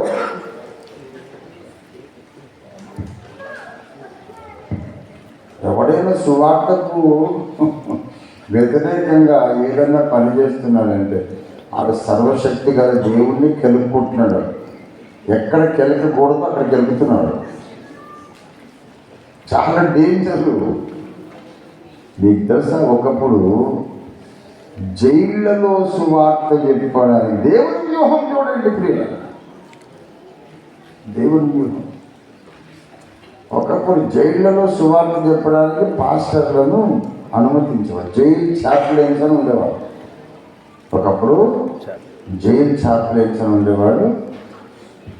వాళ్ళు లైసెన్స్డ్ పాస్టర్స్. వారానికి ఒకసారి వెళ్ళి అందరికీ మంచి బుద్ధులు, నీతి బోధ చేసి, ప్రార్థనలు చేసి వచ్చేవారు. నన్ను కూడా చాలా రాజమండ్రి సెంట్రల్ జైలు వాక్యం చెప్పారు. చర్లపల్లి, చంచల్గూడ ఇలాంటి ప్రిజన్స్లో వెళ్ళి నన్ను తీసుకెళ్ళి వాక్యం చెప్పారు. ఈ మధ్య మతోన్మాదులు బాగా బలం పొందుతున్నారు. ఆ సిస్టమ్ను క్యాన్సిల్ చేశారు. పాస్టర్లకు లైసెన్స్ లేదు. జైళ్ళల్లో వాక్యం చెప్పే లైసెన్సులన్నీ రద్దు చేశారు. మీ మత ప్రచారం చేసుకోవడానికి మీకు ఏదో ఒక సందు దొరికింది, ఖైదీలందరినీ మీరు క్రైస్తవులు చేసుకుంటారని చెప్పి పాస్టర్లను జైల్లోకి రాకుండా ఆపేశారు. లైసెన్సులు క్యాన్సిల్ చేశారు. చేసి చంద్రం గుద్దుకుంటారు. ఇంకా ఖైదీలను ఎట్లా మారుస్తారో చూద్దాం కదా. ఈ లోపల కొంతమంది తిక్కలోళ్ళు ఏం చేశారంటే, ఈ భజింతలు సిగ్గులు అంటే బయట ఉంటే చాలా మందిని కన్వర్ట్ చేస్తున్నారని దొంగ కేసులు పెట్టి వాళ్ళని జైల్లో వేస్తారు. జైల్లో వేస్తే ఆయన ఎందుకు కోరుకుంటున్నాడు? జైల్లో ఉన్నాడు సువార్త చెప్తున్నాడు. సువార్తను అరికట్టాలి అనుకున్నోడే సువార్తను వ్యాపింపజేస్తున్నాడు. ఎంత హౌలగాలో చూడండి. ఏమండి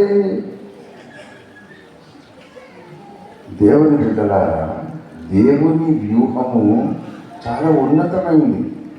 దేవుడు ఏమి కత్తులు కట్టాలు బాణకర్రలు పట్టుకుని రాడు. ఆయన ఉన్న చోటే ఉంటాడు. ఆయన చిన్న కనుసన్నలతో అన్ని పనులు చేస్తున్నాడు. ఇప్పుడు అక్కడ జైల్లో చాలామంది రక్షణ పొందారు. మనలో మనం పరామర్శించడానికి మేము ఉన్నాం మీ పక్షంగా పోరాటం. ఆల్రెడీ సుప్రీంకోర్టులో కేసు నడుస్తూ ఉంది భజీందర్ సింగ్ గారి కొరకు. మన సపోర్ట్ కూడా ఉంది. వాస్తవాలు బయటికి రావాలి. అసలు ఎవరు ఆ పాప, ఎవరి మీద చేశాడు, ఎప్పుడు చేశాడు, ఎక్కడ చేశాడు. 24 గంటలు ప్రార్థనలో ఉండే మనిషి ఇదంతా దొంగ కేసు అని చెప్పి ఫైట్ చేస్తున్నాం. రాష్ట్రీయ మసీదు పరిస్థితుల్లో అనుకోలేనా వదిలేదు లేదు. సువార్థికులతో సత్య సంబంధులతో ఎవడైనా గొడవ వేసుకుంటే సరిగ్గా ఎక్కడైతే కెలకకూడదో అక్కడికి వెళ్తున్నాడు. మామూలు ఉండదు వ్యవహారం. జరుగుతూనే ఉంది, లీగల్ బ్యాటిల్ జరుగుతూనే ఉంది.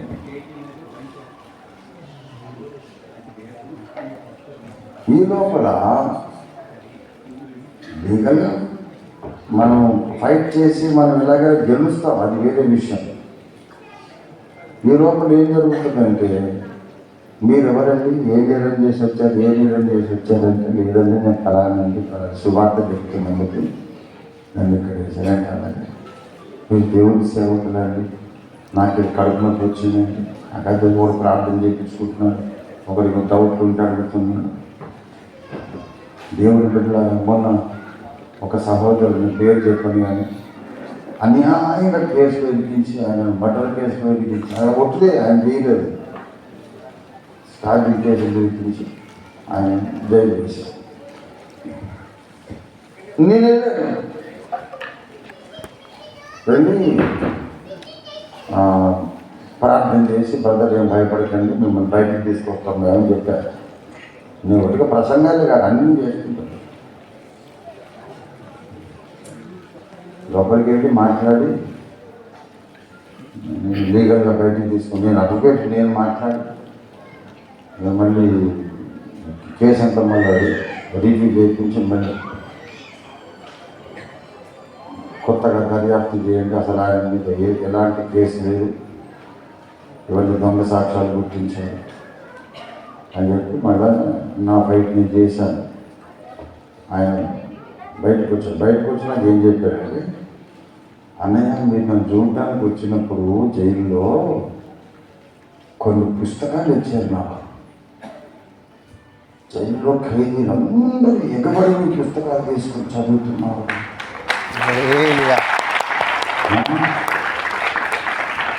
సైతాన్ని తిట్టవాడు కాదండి.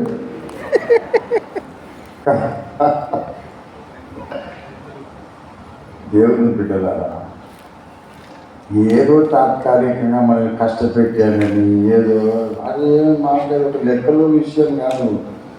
కష్టాలు పెడితే ఏమవుతుంది బాబు, ఇంకా మేము ఎక్కువ ప్రార్థన చేస్తాము. మీరు కష్టాలు పెడితే ఎక్కువ కన్నీరు గార్చి ప్రార్థన చేస్తాము, సీనాయిపోయి ఎక్కుతాము, దేవుని మహిమతో నింపబడతాం.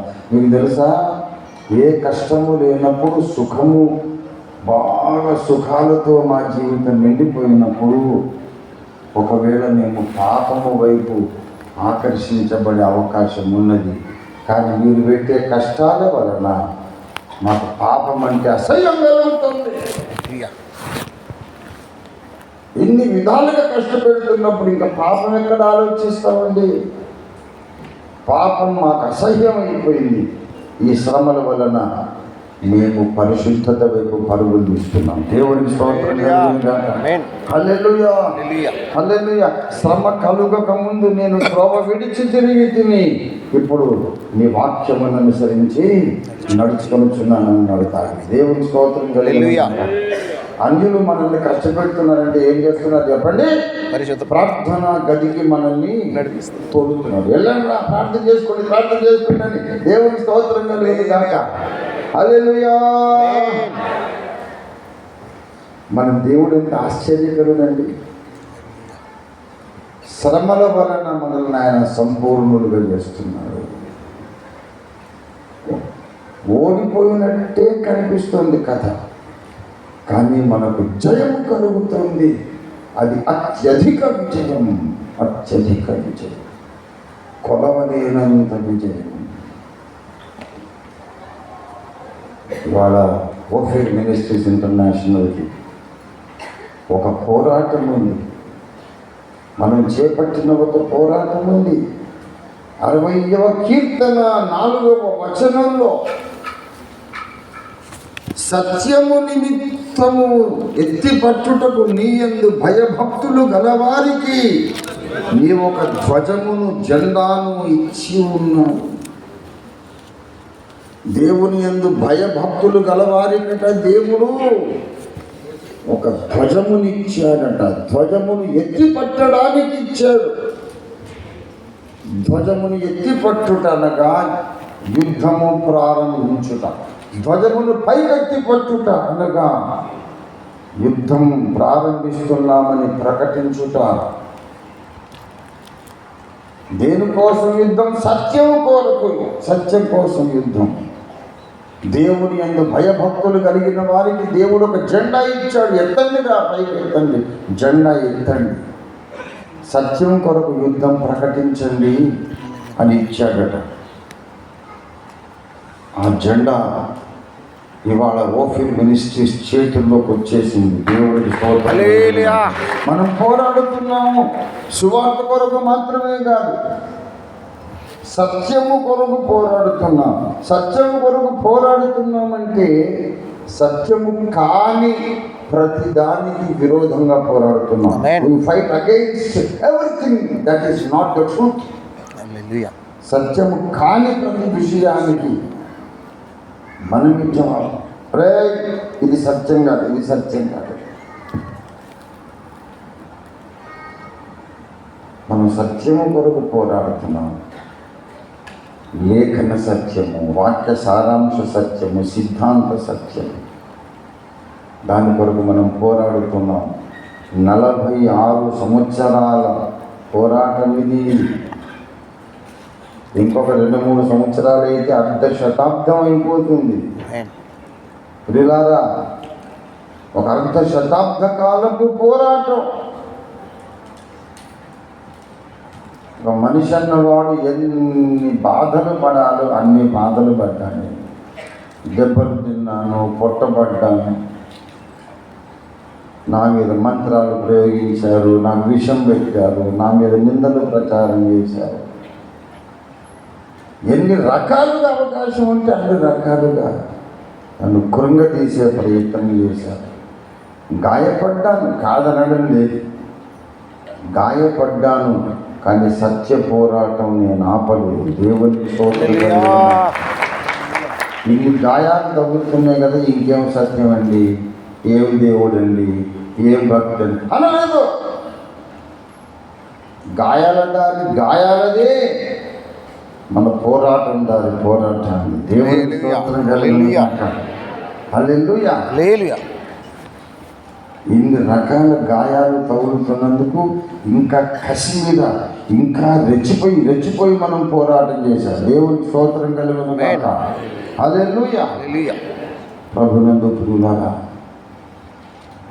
మనం ఓడిపోలేదు, మనము విజయము సాధించాము. దేవుడు మనకు అప్పగించిన పని సత్యము నిరూపించండి, అబద్ధ బోధను పెకలించి వేయండి.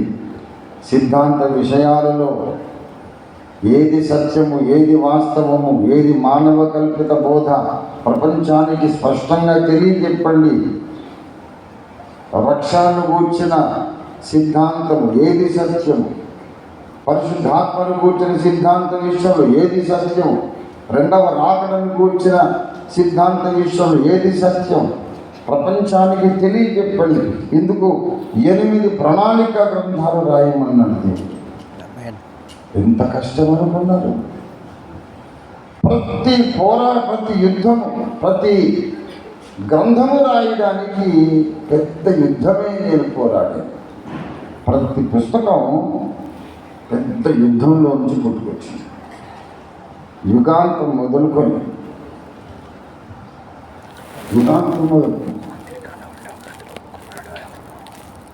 రాత్రి నేను దేవునితో చెప్పాను, రేపు మొదలు పెడతాం ప్రభా, యుగాంతం గ్రంథం రాయమంటున్నావు కదా, నేను రాస్తాను. అంతకుముందు బైబిల్ క్లాసెస్, బైబిల్ సెమినార్స్లో బోధించేవాడిని. 2వ రాకడ సత్యం, అది గ్రంథస్థం చేయి, మొదటి గ్రంథము యుగాంతం రాయమని దేవుడికి రేపు పొద్దున్న రాస్తానని ఒప్పందం చేసుకొని పడుకున్నాను.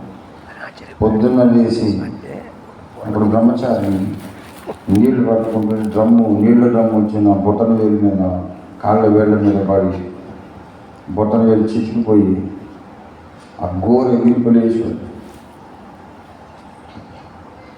బాడీలో ప్రధానమైన నరం అక్కడ నుంచి ఒంట్లో నరాలన్నీ సలపడం పెట్టడం ఎంత గాయమైపోయిందంటే నిలబడలేను, నడవలేను, కూర్చోలేను. నేను బైబిల్ చదివినా, గ్రంథాలు రాసినా మోకరించి రాస్తాను. దేవునికి మాట ఇచ్చాను. భరించలేని నొప్పి ఉంది శరీరంలో. ఆ నొప్పికి జ్వరం వచ్చేసింది.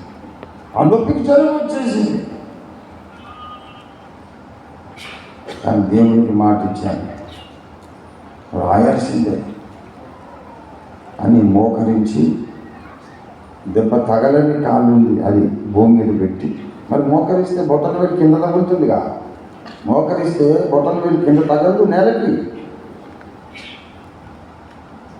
దెబ్బ తగలని కాలు మీద దెబ్బ తగిలిన కాలు దాని మీద పెట్టి నేల తగలకుండా జాగ్రత్త పడి అలా ప్రతిరోజు వేపుని లేచి తలస్నానం చేసి రోజంతా మోకరించి నొప్పితో ఉన్న కాలుతోనే 15 రోజులలో నేను యుగాంతం గ్రంథం రాసి ముగించాను. ఈ మొట్టమొదటి గ్రంథం, ఇక 2వ గ్రంథం, 3వ గ్రంథం, అన్ని గ్రంథాలకు ఒక్కొక్క రకమైన పోరాటం. అన్ని గ్రంథాలు ఇంతే, భయంకరమైన పోరాటం. కుటుంబం మీద దాడి, ఆర్థిక దాడి, ఆరోగ్యం మీద దాడి. ఇక చచ్చిపోతానేమో, ఇక నాకు రేపనే పదవి ఇక నాకు లేదు, రేపనేది లేదు, ఈరోజే ఆఖరు, వెళ్ళిపోతున్న ఈ లోకానికి అనుకున్నంత వేదనకరమైన పరిస్థితులలో ఒక్కొక్క పుస్తకం 8 కంప్లీట్ అయిపోయింది. 3 ఇంగ్లీష్ పుస్తకాలు కూడా వచ్చినాయి. 4వ పుస్తకం మొదలుపెట్టాయి, అది కంప్లీట్ కాలేదు. ప్రార్థన చేయండి, అది కూడా రాస్తా, వదిలిపెట్టను. ఇంకో 4 ఉంటాయి. మనం ఓడిపోయామా? ఇన్ని శ్రమల మధ్యలో దేవుడు మనకు అత్యధిక విజయం ఇచ్చాడు. ఆ విజయం ఏమిటంటే దేవుడు అప్పగించిన దర్శనము నెరవేరడం మనం కళ్ళారా చూస్తూ ఉన్నాం. దేవుడి స్తోత్రం. హల్లెలూయా. అప్పుల పాలయ్యాము, కుటుంబమే గాయపడింది, హృదయము, శరీరం అన్నీ గాయపడ్డాయి. ఎన్నో వేల రాత్రులు నిద్రలేని రాత్రులు. క్యాన్సర్ ఒకటి వచ్చింది. అన్ని రకాలుగా నలపట్టబడుతున్నాం. క్యాన్సర్ వస్తే వచ్చింది. కెమో ఇంజక్షన్లు 10 వేయాలన్నారు డాక్టర్. కెమో ఇంజక్షన్లు వేసుకుంటూ హాస్పిటల్ పడక మీద పడుకొని ఆ కెమో ఇంజక్షన్ పెట్టుకుని ఇంట్రావీనస్ ఇంజక్షన్ కెమో ఎక్కుతుంటుండగా అది 8 గంటలు ఎక్కుతుంది. అంతసేపు పని చేయకుండా ఉండడం నాకు చేత కాదు. 8 నిమిషాలు కాదు, 8 సెకండ్లు కూడా ఊరికి ఉండలేదు. మా అబ్బాయిని హేమరాజును, బాబు టైం స్పేర్ చేస్తావా అంటే వస్తాను నాన్న. TCSలో ఎంప్లాయీ అబ్బాయి, కానీ నీ కొరకు వస్తాను నాన్న అని చెప్పి కంప్యూటర్ సిస్టమ్ తీసుకొని హాస్పిటల్కి వచ్చాను. నేను పడక మీద పడుకోవడం, కెమో ఎక్కుతూ ఉంటుంది, నర్సు చెప్పిస్తుంది. చెప్పండి నాన్న, నేను వెళ్ళపిల్ల పడుకొని డిక్టేషన్ ఇచ్చి English Yugantham book the end of the present age chemo ఎక్కించుకుంటే నేను రాసిన పుస్తకం.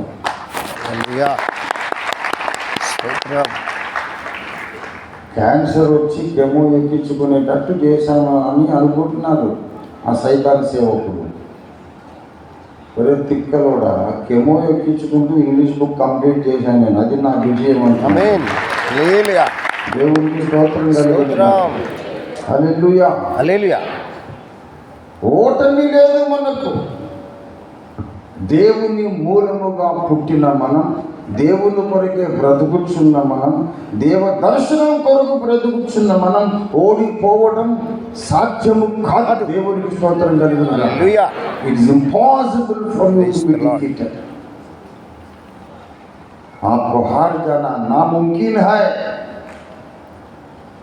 నీవు ఓడిపోవడం సాధ్యం. ఓటమి అంటే ఏంటో తెలుసా? ఓటమి అంటే ఏంటో తెలుసా? కష్టం వచ్చినప్పుడు ప్రార్థన మానేస్తే అది ఓటమి. జనం ద్వేషిస్తున్నారు కనుక రక్షకుని వదిలేస్తే అది నీకు ఓటమి. ఎన్ని శ్రమలు వచ్చినాయి కనుక సువార్త ప్రకటన మానేస్తే అది నీకు ఓటమి. కానీ ఆ ఒంటె పిల్లవి ఎప్పటికీ రాలదు. నక్క ఆశ తీరదు. నక్క సైతాన్గా ఆశ తీరదు. అది అప్పుడప్పుడు ఇంత కొంచెం ఊగుతుంటే మన పైకి వెళ్ళిపోతుంది. దేవుని స్తోత్రం కలుగునుగాక. హల్లెలూయా. సదా స్తుతింతుని సురక్షక,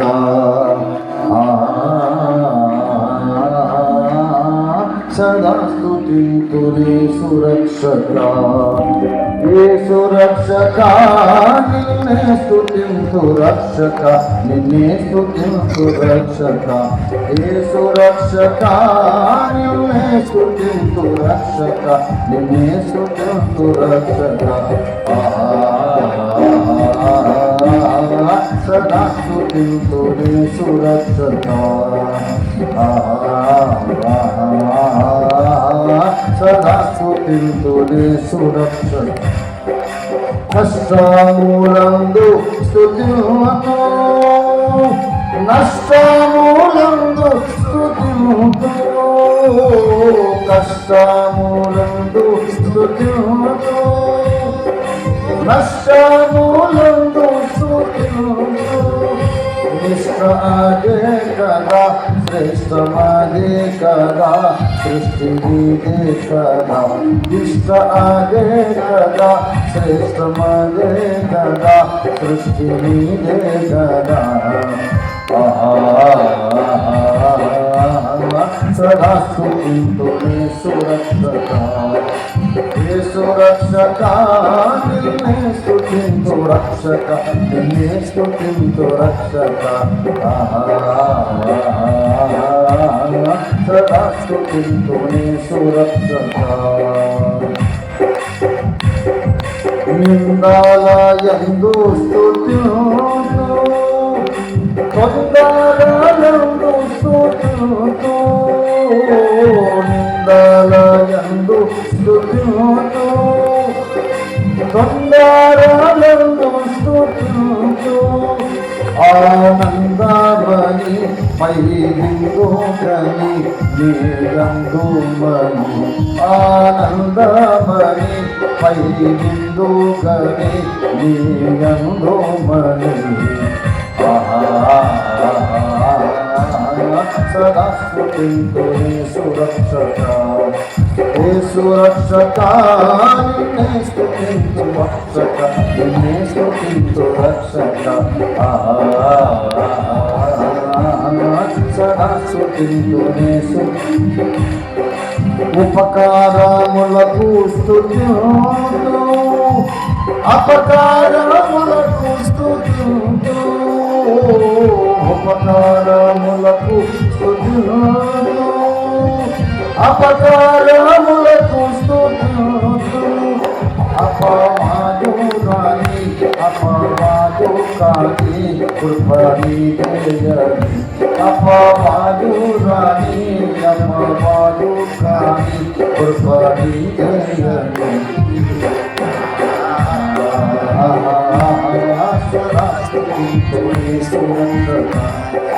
ఏ సురక్షక నిన్నే స్తుతింతు స్తుతించు రక్షక, నిన్నే స్తుతించు రక్షక. ఆమేన్. ప్రాణాపాయములో స్తుతించు, నా ప్రాణాపాయములో దళంచు, ప్రాణాపాయములో స్తుతించు, నా ప్రాణాపాయములో దళంచు. బహు ప్రాణమిదే నాకు ధ్యానమిదే, లోక ప్రాణమిదే, బహు ప్రాణమిదే నాకు ధ్యానమిదే, లోక ప్రాణమిదే.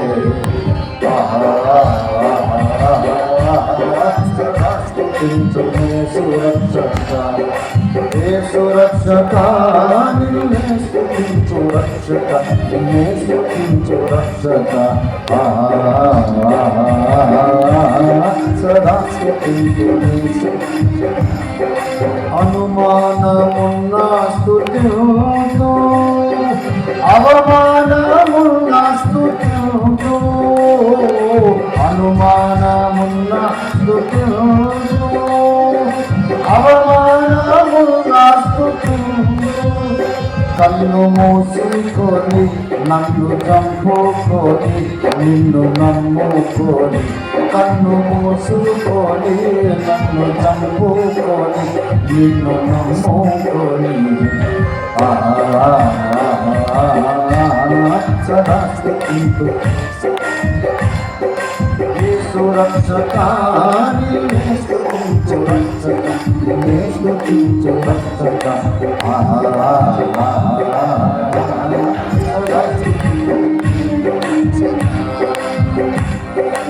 దేవుని పిల్లలారా,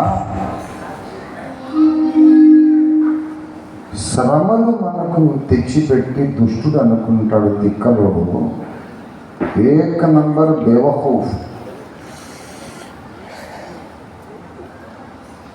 ఫస్ట్ క్లాస్ ఈడియట్ వాడు,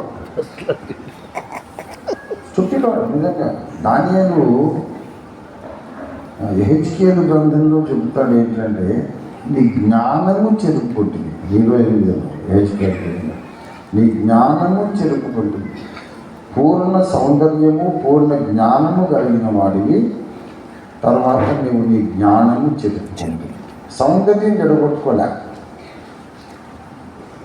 అండి, సౌందర్యం అట్లాగే ఉంది, వాడు ఇంకా అందంగానే ఉంటాడు. బుర్రకాయ చెడిపోయింది, లాజిక్ చెడిపోయింది. కష్టాలు తెచ్చిపెట్టి వీళ్ళను కొరగదీసేసాను అయిపోయింది అనుకుంటాడు కూర్చోడు. మనమేమో పరిశుద్ధులం అవుతుంటాము. ఈ విధంగా శోధింపబడిన పిమ్మట నేను శుద్ధ సువర్ణముగా బయటకు వచ్చేస్తాను. దేవునికి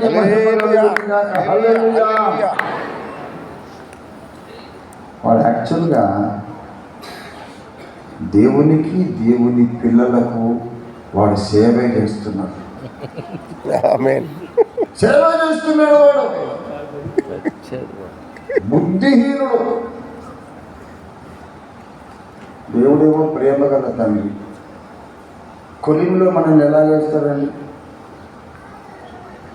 కొలిమిలో ఎట్లా వేయాలా అని ఆయన ఆలోచిస్తున్నాడు. కొలిమి లేకుంటే బంగారం పరిశుద్ధం కాదు, బంగారము వెండి పరిశుద్ధం కాదు. ఇబ్బందులు ఎట్లా పెట్టాలి? నేను వీళ్ళకి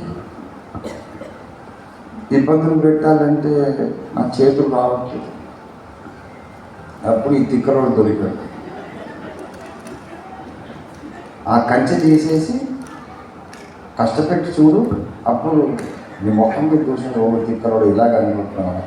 సరే, నీకు అవకాశం ఇస్తున్నాను, ప్రాణం మాత్రం ముట్టొచ్చున్నాను, ఎంత కష్టపెడతావు పెట్టు. ఒక్కనాటికి కూడా యోగు నన్ను వదిలిపెట్టిపో. ఒక్కనాటికి కూడా ఏ నా ప్రియమైన బిడ్డ, నిజమైన క్రైస్తవుడు, నిజమైన నూతన జన్మ పొందిన విశ్వాసి ఏ ఒక్కరు కూడా నన్ను వదిలిపెట్టిపోరు. ఇంకా విశ్వాసంలో బలపడతారు, బలహీనపడరు, బలపడతారు, ఇంకా పరిశుద్ధులు అవుతారు, శుద్ధ బంగారం అయిపోతారు. నా పిల్లలేమో బంగారం. బంగారాన్ని కడగాలంటే, శుద్ధి చేయాలంటే కొలిమి కావాలి. నేను ప్రేమ గల తండ్రిని, కావాలని ఎట్లా కష్టపెడతాను అంటే నేనున్నాను, నేను కష్టపెట్టాను అని అడుగుతాను. సర్లేదా, నువ్వు నాకు తిరుగుబాటు చేసిపోయావు కానీ నిన్ను కూడా వాడుకుంటాను అన్నాడు. ఎంతమంది శుద్ధ బంగారం అయిపోయారో తిక్కలో దేవుడికి స్తోత్రం. హల్లెలూయా, హల్లెలూయా. ఎంత మహాదేవుడండి మన దేవుడు. అనవసరంగా కంగారు పడకండి. ఏదో జరిగిపోయింది, ఏదో ఏమీ జరగదు. దేవుని చిత్తమే జరుగుతుంది, ఏమీ జరగదు. మన మేలు కొరకి అన్ని సమకూడించడం జరుగుతుంది. నిన్ను పరిశుద్ధురాలుగా చేయడానికి, యేసుక్రీస్తు స్వరూపములోనికి నిన్ను చెక్కడానికి సమస్తము సమకూర్చి దేవుడు జరిగిస్తున్నాడు. దుష్టుడికి సగం కథే తెలుసు. మనం కష్టపడ్డాం, బాధపడ్డాం, ఇదే తెలియాలి. దీని రిజల్ట్ అంటే వాడికి తెలియదు.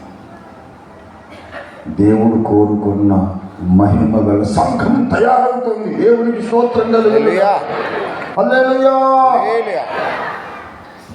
మణిపూర్లో అంత బాధ పెట్టారండి. ఇళ్ళు లేవు, చర్చిలు లేవు.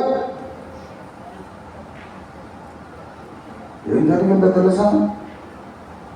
ఇల్లు, వాకిళ్ళు, చర్చిలు లేనటువంటి వాళ్ళందరూ కలిసికట్టుగా వర్షం పడుతుంటే, ముసురు పడుతుంటే రోడ్ల మీదకి వచ్చేసి రోడ్ల మీద దేవుని స్తుతించి ఆరాధించడం మొదలు.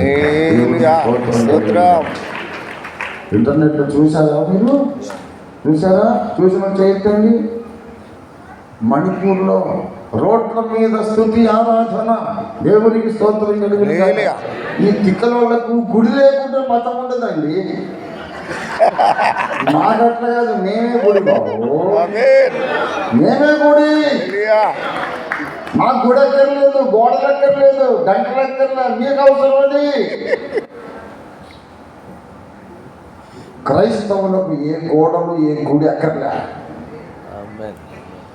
యేసు రక్తంలో కడగబడిన మరుక్షణం ప్రతి క్రైస్తవులు ఒక దేవుని గుడి అయిపోయింది. దేవుని గోడలు పగలు కొట్టారు కానీ క్రైస్తవునిలో ఉన్న దేవుణ్ణి నువ్వు వెళ్ళగొట్టలేవు.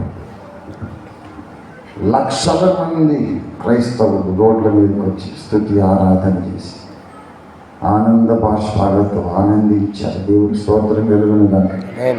క్రైస్తవ్యం మణిపూర్లో ఇంకా బలపడింది. దేవునికి స్తోత్రం కలుగునుగాక. హల్లెలూయా. శ్రమలు వస్తున్నాయి. ఇండియాలో శుద్ధమైన బంగారం, క్రైస్తవ బంగారం తయారవుతుంది. దేవునికి స్తోత్రం కలుగునుగాక. సువార్త వ్యాపిస్తుంది. వధువు సంఘం నిర్మాణం అవుతుంది. మనకు కష్టాలు వచ్చినాయి కానీ మనం మాత్రం రెండు మానలేదు. సువార్త ప్రకటన మానలేదు, సిద్ధాంత పోరాటము మానలేదు. ఎవరు వాక్య విరోధమైన సిద్ధాంతాలు బోధించినా ఖండించాం. బ్రదర్, ఇది సరైన బోధ కాదు, అపొస్తలిక బోధ కాదు. పరిశుద్ధులకు ఒక్కసారి అప్పగించబడిన ఆ బోధ కొరకు మనం పోరాడాలి. వెనక్కి రండి. Come back to the Bible, come back to the apostolic doctrine అని పిలవటం మనం మానలేదు. శ్రమలైతే అనుభవించాము కానీ మనం ఎక్కడా తగ్గలేదండి. అంతకంతకు విస్తరిస్తూ ఉన్నాం. దేవుడి స్తోత్రం కలుగునుగాక. ఇవాళ మహారాష్ట్రలోని ఎన్ని జిల్లాలు ఉన్నాయో అన్ని జిల్లాలలో రాష్ట్రీయ మసీహీ పరిషత్ వ్యాపిస్తుంది. Every district of Maharashtra, Orissa, Maharashtra, UP, Uttar Pradesh, Uttarakhand, Punjab, Jammu పాకిపోతాను. అరే మేము ఇన్ని తిట్లు తిడుతూ ఉంటే వీళ్ళు ఎలాగ సువార్త చేస్తున్నట్టు ఇట్లు మాకు అవసరం ఏదో కుక్కలు అరుస్తున్నాయి అనుకుంటాం మేము. కుక్కలు అరిస్తే ఏనుగు నడక మానేస్తుందా?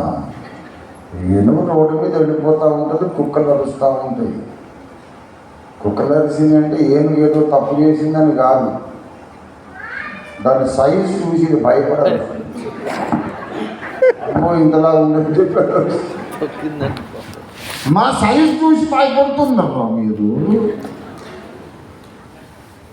మేము మామూలు మనుషులం కాదు. మరి మేము నిలబడితే నక్క ముందు కుక్క ముందు ఏనుగు నిలబడ్డట్టున్నాం మేము. మరి మమ్మల్ని చూసి మీరు అలాకేం చేస్తారు? అది మీ ధర్మం, మీరు అరవండి.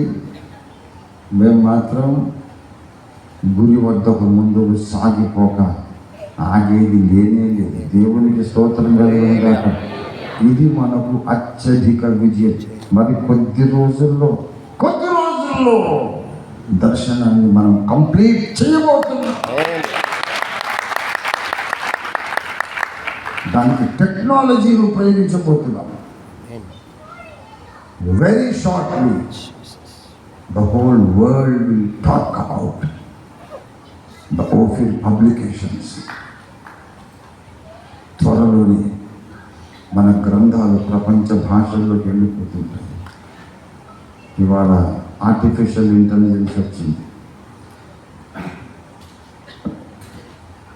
నేను ఇక్కడ కూర్చొని ఇలాగ మాట్లాడితే నేను మాట్లాడే ప్రతి మాట Chinese language, Japanese language, French language, ఏమండి స్పానిష్, అరబిక్, ప్రపంచంలో 200 భాషలలోనికి కంప్యూటరే తర్జుమా చేసి నా ముఖమే పెట్టి నా పెదవులే పెట్టి నేను చైనా భాషలో అన్ని దేశాల భాషలో అద్దంకి రంజిత్ తోఫీనే ప్రసంగాలు చేస్తున్నట్టుగా కంప్యూటరే సేవ చేస్తుంది. We're buying that software. కొంటుందా కొద్దిపాటి డబ్బులు అవుతుంది. ఒక 100 మంది స్టాఫ్ ఉంటారు. రేపు 2026 తర్వాత డానియల్ పండిత్ గారు పాట రాసినట్టు కథ మొత్తం మార్చబోతున్నారు. దేవుని కథ మొత్తం మార్చేస్తున్నాడు.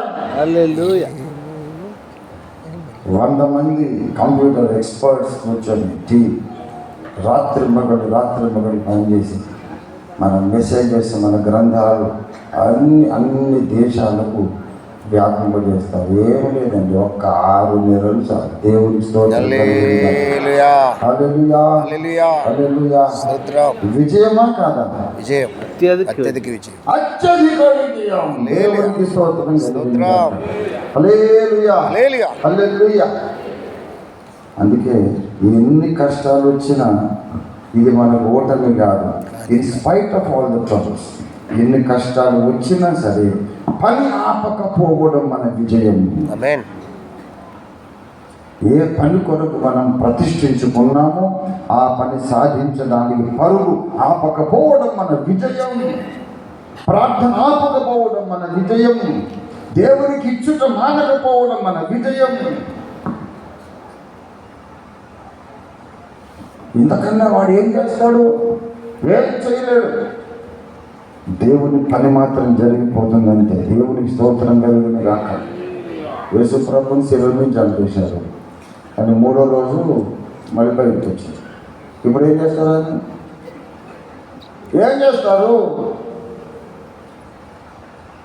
ఆయన ఆరోహణమై పరలోకంలో దేవుని కుడిపార్శ్వమున మహామహుడకు దేవుని కుడిపార్శ్వమున కూర్చోండి. ఇప్పుడు ఏం చేస్తారు?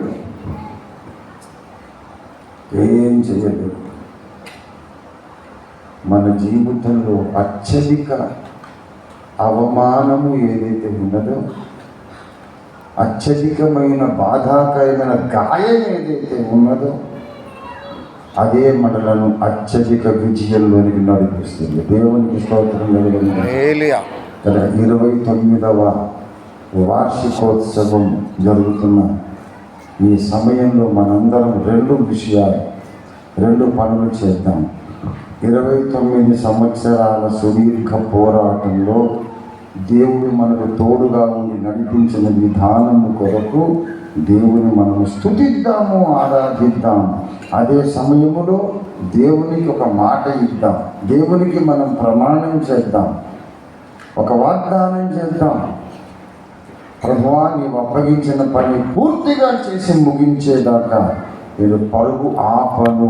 ఎన్ని కష్టాలు వచ్చినా సరే, యోబు నిలబెట్టినట్టు నేను నీ పేరు నిలబెడతా తండ్రి. యోబు నిలబెట్టినట్టు నీ కీర్తన నిలబెడతానని ఒక తీర్మానం చేస్తూ ప్రభువును స్తుతించి ఆరాధించుకుంటూ మనమందరం లేచి నిలుచండి. జస్ట్ ఒక 2-3 నిమిషాలు మనం స్తుతించి ప్రార్థన చేసుకుంటూ ఆరాధించుకుంటూ ఈ కూడికను ముగించుకుందాం. ఓ హల్లెలూయా.